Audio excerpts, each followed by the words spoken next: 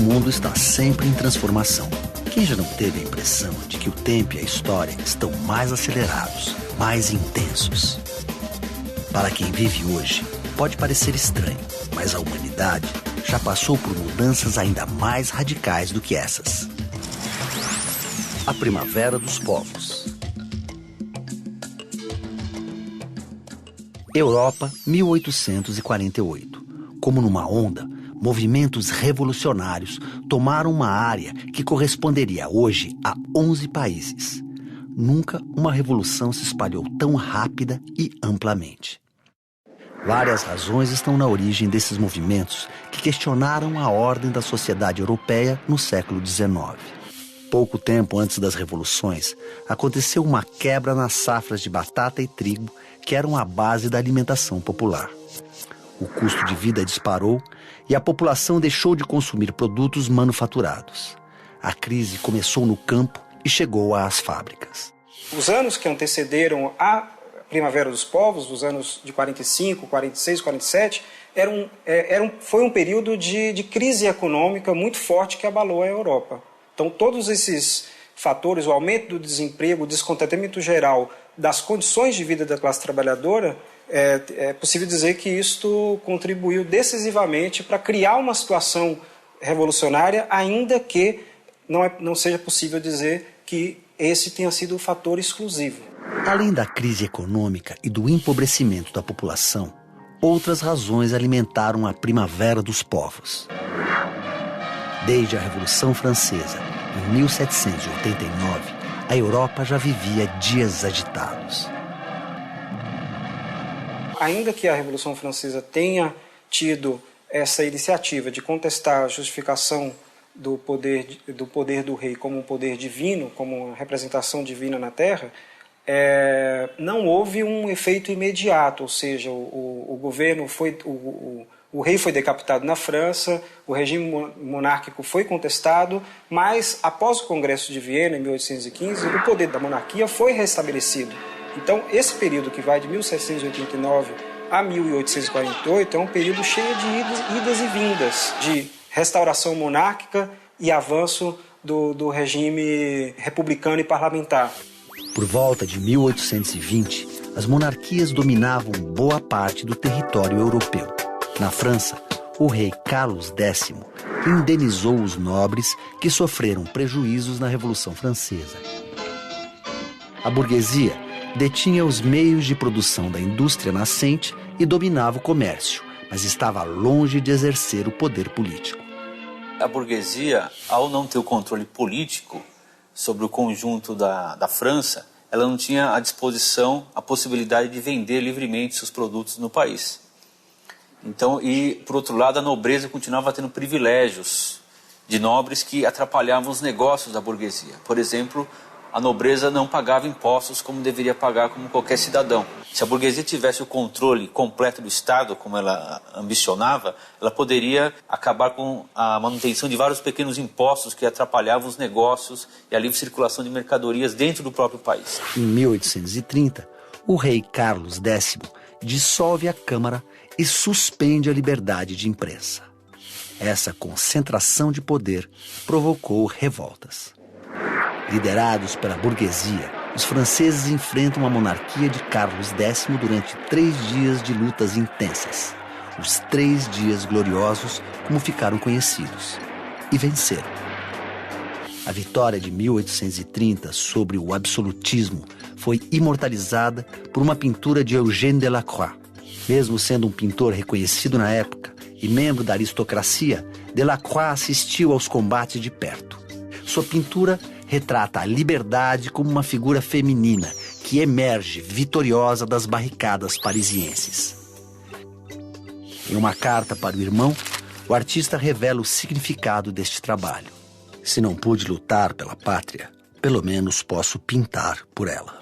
Em 1830, há o primeiro embate, uma primeira luta da burguesia por fazer o seu poderio ser representado no Estado. O rei, na época, Carlos X, ele inclusive teve que abdicar do trono e fugir, porque o resultado foi justamente que a burguesia conseguiu colocar um limite para aquele poderio absoluto, marcando, portanto, um primeiro momento chave na história da França pós-Revolução Francesa, onde a burguesia se vê novamente confrontada diretamente com a nobreza de origem monárquica.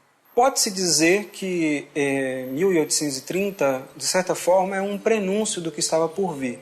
A queda do rei Carlos X não significou o fim da monarquia na França, mas limitou o poder político do novo rei. Luís Felipe, que ficou conhecido como rei burguês, foi obrigado a seguir a Constituição. Mas a tensão entre a monarquia e a burguesia nunca deixou de existir.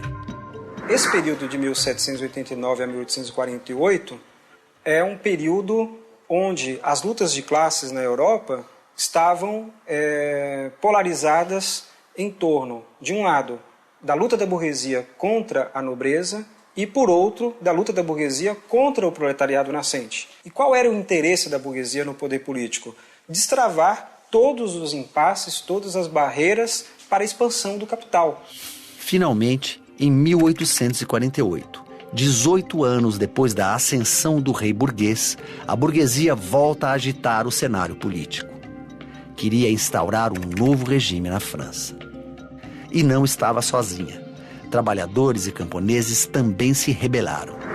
Impulsionado pelas ideias liberais e nacionalistas, pela fome e ainda pelo nascente movimento socialista, diversos segmentos da sociedade se uniram na luta pela República.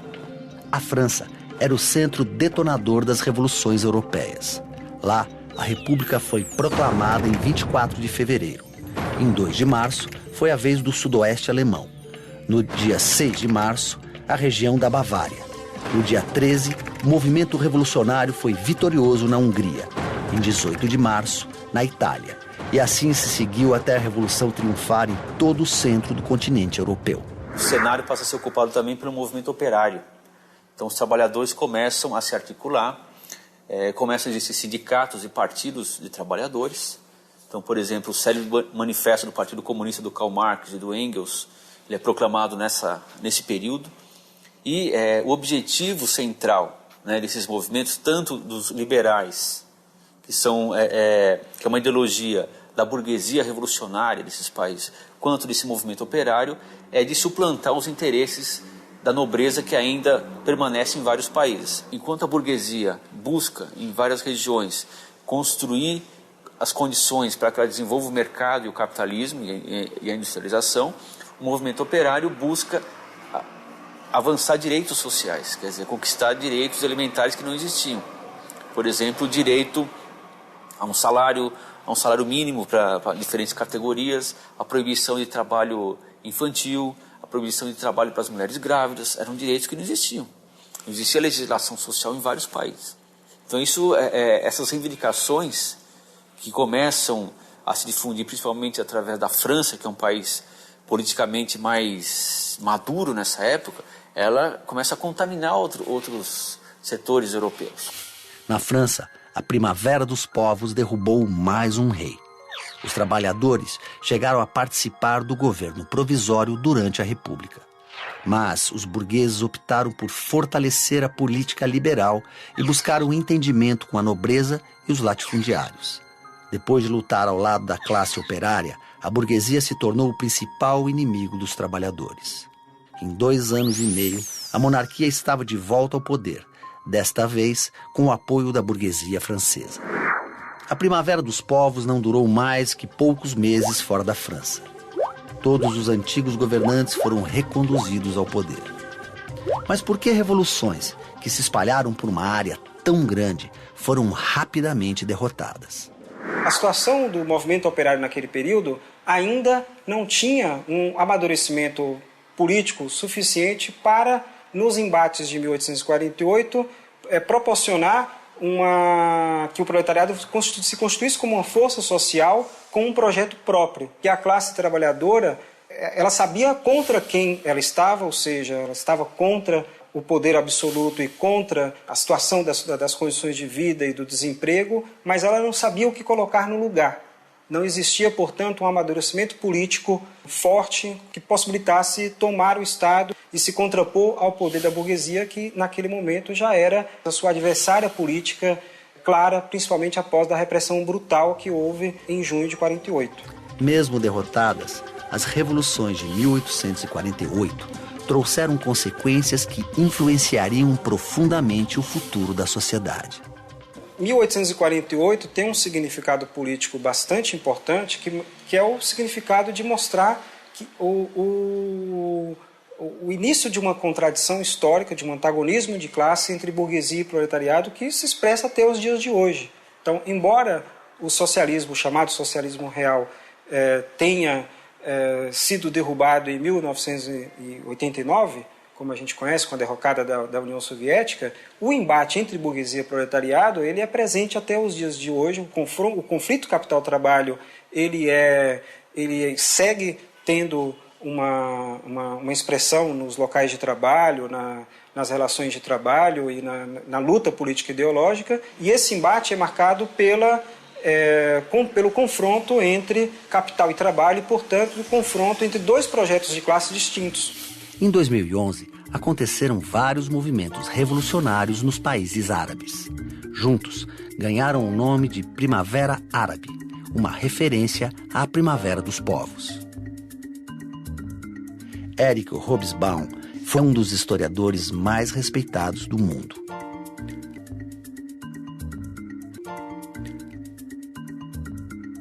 Para ele, a essência de 1848 ainda está viva na luta contra os governos ditatoriais. Foi uma grande alegria redescobrir que é possível que as pessoas saiam às ruas para se manifestar.